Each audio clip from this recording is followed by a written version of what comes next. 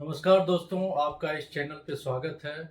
और आज मैं बताने जा रहा हूं आप सभी बीपीएससी शिक्षक जो अभ्यर्थी हैं, जो वर्ग 1 से 5 तक के शिक्षक अभ्यर्थी हैं, यानी प्राथमिक शिक्षक के लिए जो परीक्षा देंगे, उनके लिए नए जो नोटिफिकेशन हुआ है बीपीएससी का, और उसमें नई जो जानकारियां आप लोगों को आवश्यक है, उसको मैं अभी बारी बारी से बता रहा हूं।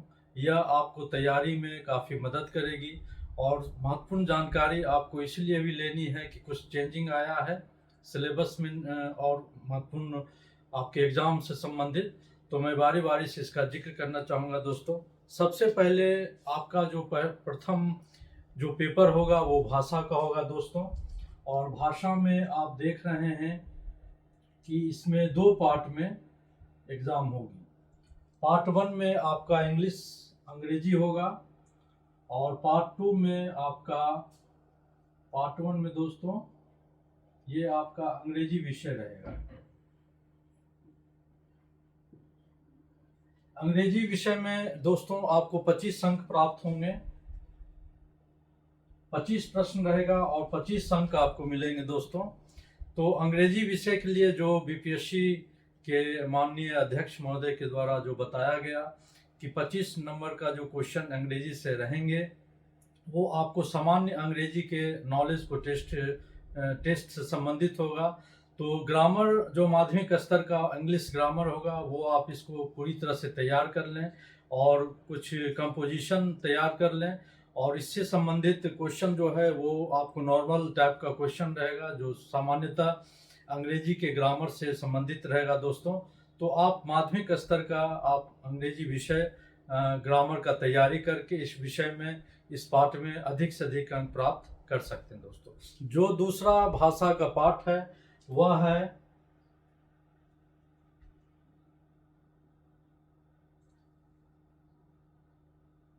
हिंदी, बांग्ला, हिंदी, बांग्ला और उर्दू। इसमें दोस्तों आपको कोई एक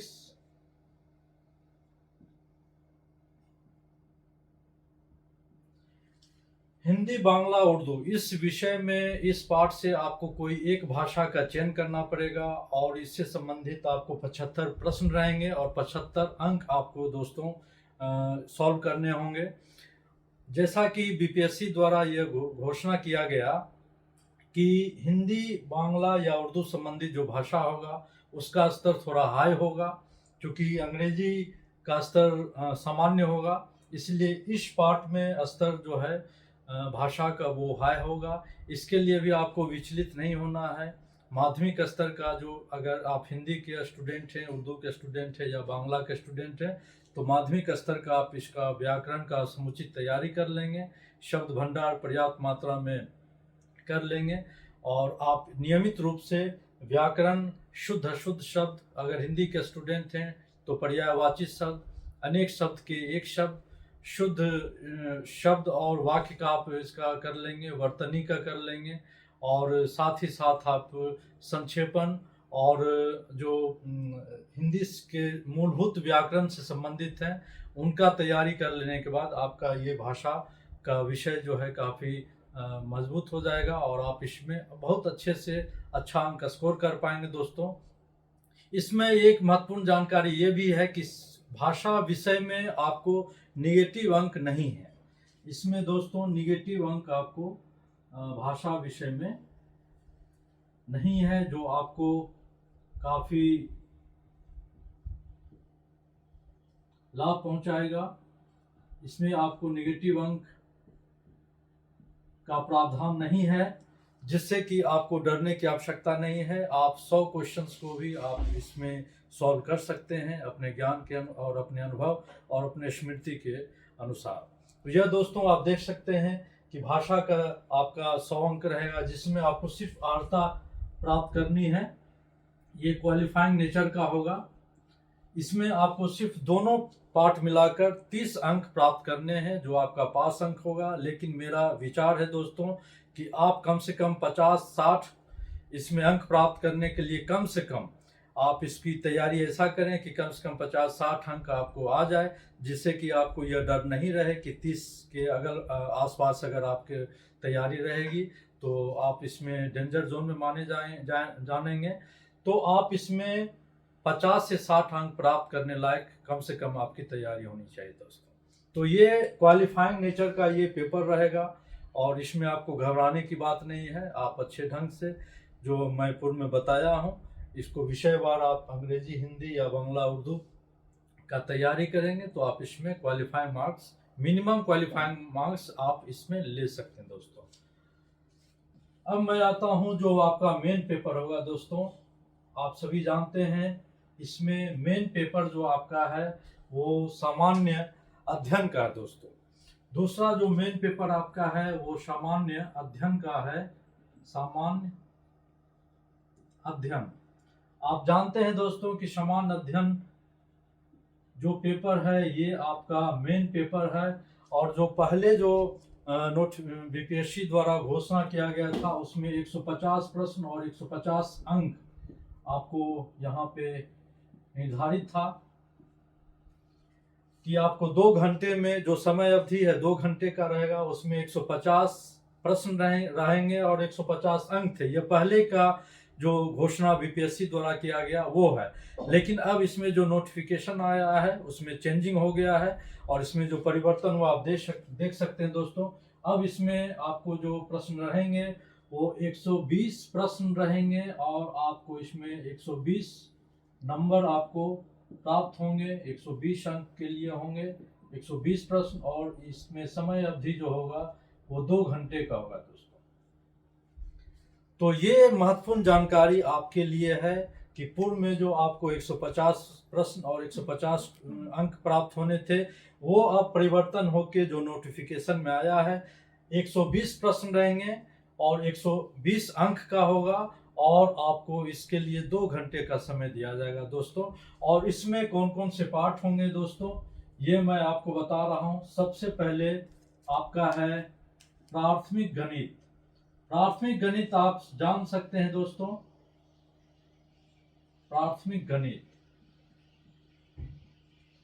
ये काफी इंपॉर्टेंट है। सारे जो अभ्यर्थी इस वीडियो को देख रहे हैं वो सभी ध्यान देंगे कि प्राथमिक गणित आपके लिए इंपॉर्टेंट है। जिस अभ्यर्थी का अगर इंटर में या स्नातक में गणित रहा हो उसके लिए प्लस पॉइंट है, उसके लिए बोनस है।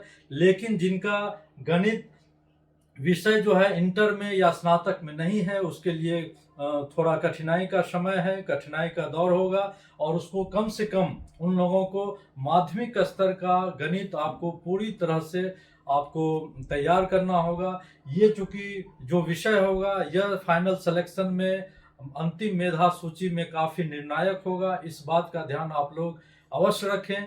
जो गणित के स्टूडेंट रहे हैं उसके लिए बोनस होगा, जो गणित के स्टूडेंट इंटर या स्नातक में नहीं है उसके लिए ये तैयारी करना काफ़ी इम्पोर्टेंट है, क्योंकि आपको माध्यमिक स्तर का जो गणित है वो आपको तैयार कर लेना होगा और तभी आप इस एग्ज़ाम में अच्छे से अच्छा स्कोर कर पाएंगे। दूसरा आपका जो सब्जेक्ट है वो है मानसिक क्षमता परीक्षण। दोस्तों मानसिक क्षमता परीक्षण आप सभी इसको अवगत होंगे, जो रीजनिंग सब्जेक्ट है वो होता है और इसमें आपको घबराने की बात नहीं है कि आपको कठिन प्रश्न पूछे जाएंगे। जो सामान्य स्तर का रीजनिंग होगा वही संभवतः पूछे जाएंगे। तो आप लोगों से यह मेरा आग्रह होगा कि आप रीजनिंग का जो बेसिक है उसको आप तैयारी करें। इसके लिए जो बेसिक बुक है वो आप इसको ले लें और इसकी तैयारी आप प्रैक्टिस करें। और इसके लिए मेरे विचार से राज राजेश सर का एक बुक आता है जो काफ़ी आपको पतला सा बुक है, ये काफ़ी सारगर्भित बुक है। इसको अगर आप तैयार कर लेते हैं तो ये बेसिक आपका बेसिक से लेकर काफ़ी अच्छा रीजनिंग हो जाएगा। आप इसको दोस्तों प्रैक्टिस कर सकते हैं और इसका आप अच्छे ढंग से आपकी तैयारी हो जाएगी। और तीसरा है दोस्तों सामान्य जागरूकता। सामान्य जागरूकता आप समझ सकते हैं कि सामान्य जागरूकता यानी करंट अफेयर्स से आपको ये प्रश्न पूछे जाएंगे। करेंट अफेयर्स के लिए दोस्तों आपको कम से कम विगत 1 वर्ष का करेंट अफेयर्स जो देश, अंतर्राष्ट्रीय और राज्य स्तर में महत्वपूर्ण घटनाक्रम हुए हैं उनका आप पूरी तरह से आप तैयारी कर लें, तो आप सेफ जोन में रहेंगे और आपका कोई भी प्रश्न इससे रिलेटेड नहीं छूटेगा। तो करेंट अफेयर्स के लिए आप न्यूज़पेपर भी पढ़ें, जो मैं पूर्व के वीडियो में भी बताया हूं, और मैगजीन, एक मासिक मैगजीन जो है स्तरीय मैगजीन का आप इसका अध्ययन करें, आपकी तैयारी समुचित हो जाएगी। उसके बाद है दोस्तों सामान्य विज्ञान।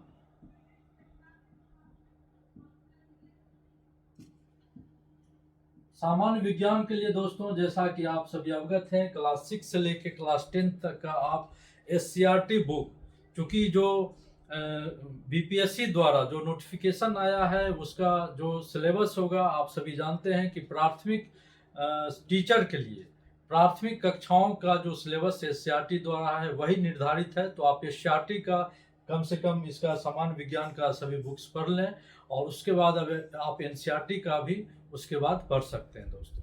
उसके बाद है सामान्य विज्ञान। सामान्य विज्ञान में आप दोस्तों आप एनसीईआरटी बुक, सामान्य सामाजिक विज्ञान। सामाजिक विज्ञान में दोस्तों आप एनसीईआरटी बुक्स और एससीईआरटी बुक का अध्ययन करें। सबसे पहले आप एससीईआरटी बुक का अध्ययन करें दोस्तों, तभी आप एनसीईआरटी बुक का अध्ययन करेंगे। सामाजिक विज्ञान में आपका इतिहास हो गया, नागरिक शास्त्र हो गया, अर्थशास्त्र हो गया, तो इनका आप समुचित तैयारी आप एससीईआरटी बुक का क्लास 6 से लेके क्लास 12 तक का आप कर लेंगे, तो आपकी तैयारी बेसिक भी मजबूत हो जाएगी और उत्कृष्ट तैयारी भी होगी दोस्तों। इसके बाद है भारतीय राष्ट्रीय आंदोलन। ये आपका इतिहास से रिलेटेड है, और भारत का जो आधुनिक इतिहास है उसमें भारतीय राष्ट्रीय आंदोलन का काफ़ी महत्वपूर्ण स्थान है, और ये आपको अलग से दोस्तों तैयारी करनी होगी। इसके लिए आप क्लास 9 10th का जो बुक है इतिहास का, उसमें जो राष्ट्रीय आंदोलन से समुचित जानकारी है उसे आप तैयारी कर सकते हैं। इसके लिए भी आप सबसे पहले 6 to 12 एससीईआरटी बुक्स का तैयारी करें, और उसके बाद मैं फिर सजेस्ट करूंगा कि आपको कौन सा बुक पढ़ना है दोस्तों। इससे आपका बेसिक नॉलेज भी मजबूत हो जाएगा और आप इस एग्ज़ाम में अच्छे अंक प्राप्त कर सकते हैं। उसके बाद है दोस्तों भूगोल।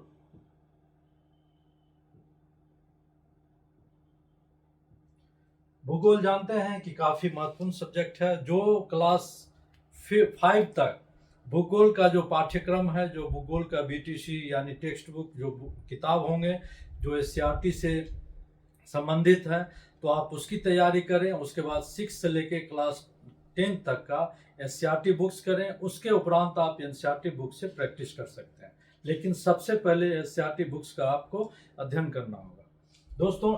इसके बाद पर्यावरण, जो कि आप किसी भी प्रतियोगिता परीक्षा में, चाहे वो पीटी हो या मेंस हो, पर्यावरण एक काफ़ी महत्वपूर्ण पार्ट होता है। और पर्यावरण की तैयारी के लिए दोस्तों आपको कुछ नहीं करना है, बस पर्यावरण से संबंधित भूगोल, पर्यावरण, सामाजिक विज्ञान का जो बुक आता है तो उससे आप समुचित तैयारी करें।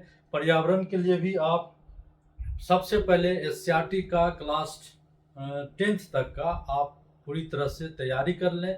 उसके बाद आप एनसीईआरटी बुक से भी तैयारी कर सकते हैं, तो पर्यावरण से संबंधित भी आपकी तैयारी हो जाएगी दोस्तों। और ये आप देख सकते हैं कि 120 प्रश्न जो आएंगे वो ये 8 सेक्शन से आएंगे, तो आपको काफ़ी अधिक तैयारी करने की आवश्यकता है। समय काफ़ी लिमिट है, और इसके लिए आप पूरी तरह से अभी से लग जाएं, टाइम मैनेजमेंट करें। तो ये दोस्तों आपका सामान्य अध्ययन का जो मेन पेपर है, जो आपको एकमात्र एग्जाम देनी है, जिससे आपका मेरिट बनेगा। इस सारे पार्ट्स और सेक्शन से आपको प्रश्न आएंगे, तो मैं जिस तरह से मैं अभी विश्लेषण किया हूँ, आप इसकी तैयारी में लग जाएं, टाइम मैनेजमेंट करें, कोई भी सेक्शन को आप नज़रअंदाज नहीं करें। यह मेरा आपसे बिल्कुल सुझाव होगा कि आप किसी भी सेक्शन को नज़रअंदाज नहीं करेंगे। कोई सेक्शन अगर आपका छूट गया तो आप इस प्रतियोगिता परीक्षा के दौर से बाहर हो जाएंगे। तो ये आपका सब्जेक्ट से संबंधित था दोस्तों। दूसरी बात है कि अब इसमें जो प्रावधान होगा इस पेपर में, सामान्य अध्ययन में, वो होगा निगेटिव मार्क्स इसमें आपको प्राप्त होंगे। निगेटिव मार्क्स का इसमें प्रावधान है दोस्तों। निगेटिव अंक, निगेटिव अंक का अर्थ होता है कि यदि आपने किसी भी प्रश्न का गलत उत्तर दे दिया तो आपके सही उत्तर से कुछ परसेंटेज अंक जो है काटे जाएंगे दोस्तों, माइनस किया जाएगा। तो ये अब बहुत ही महत्वपूर्ण फैक्टर है कि निगेटिव अंक का जब प्रावधान है तो आप अपनी रणनीति इस प्रकार बनाएं कि आपसे गलती नहीं हो, गलती कम से कम हो, और वही क्वेश्चन आप अटेम्प्ट करें जो आपको पूरी तरह से आता हो। तो निगेटिव अंक जो है दोस्तों आपके लिए काफ़ी महत्वपूर्ण जानकारी है। निगेटिव अंक को ध्यान में रखकर आप बिल्कुल कंप्लीट तैयारी करें, और जो प्रश्न आप आत्मविश्वास के साथ लगता हो कि नहीं वो सही है, उसी प्रश्न को आप सॉल्व करें। इसके बाद दोस्तों हैं प्रश्नों का जो आपको नेचर होगा, वो होगा वस्तुनिष्ठ प्रश्न होंगे और बहुविकल्पीय। वस्तुनिष्ठ और बहुविकल्पीय,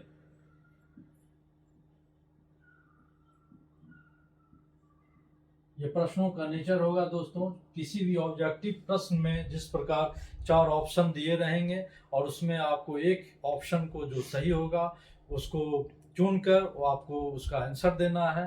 तो ये वस्तुनिष्ठ और बहुविकल्पीय प्रश्न ये आपका इस एग्जाम में पूछे जाएंगे और नेगेटिव अंक होगा। ये महत्वपूर्ण जानकारी आप लोगों को दोस्तों बहुत ही आवश्यक है आपकी तैयारी को सशक्त बनाने में। तो मुझे विश्वास है कि आज जो इस वीडियो में आपने जो अभी जानकारियां प्राप्त की है, जो बीपीएससी द्वारा नोटिफिकेशन के उपरांत घोषणा की गई है, इसको ध्यान में रखकर आप तैयारी करेंगे और काफ़ी बेसिक तैयारी आप लोग दोस्तों करें। सिर्फ क्वेश्चन आंसर रखने की अपेक्षा सभी सब्जेक्ट, सभी पार्ट्स का जो सेक्शन है, सभी का बेसिक नॉलेज पहले रखें, तैयारी करें। बेसिक तैयारी के उपरांत ही आप प्रैक्टिस कर सकते हैं, या कुछ समय आप प्रैक्टिस करें और बहुत अधिक समय आप बेसिक तैयारी करने में दोस्तों समय दें। और मुझे लगता है कि अगर आप इस तरह से तैयारी करेंगे तो आपकी तैयारी कंप्लीट होगी और आप इस एग्ज़ाम में निस्संदेह सफल होंगे, क्योंकि एक ही एग्ज़ाम है और एक ही एग्ज़ाम में आपका मेरिट बनेगा। आपके मेधा सूची में आपका अगर नाम आता है तो आप अंतिम रूप से चयनित होंगे दोस्तों। तो ये महत्वपूर्ण जानकारी को ध्यान में रखते हुए आप अपनी तैयारी को बहुत ही अच्छी तरीके से करें, और मैं इसी तरह महत्वपूर्ण जानकारियाँ और वीडियो लेकर आप सबके सामने फिर उपस्थित रहूँगा। आप सभी को ढेर सारी शुभकामनाओं के साथ धन्यवाद।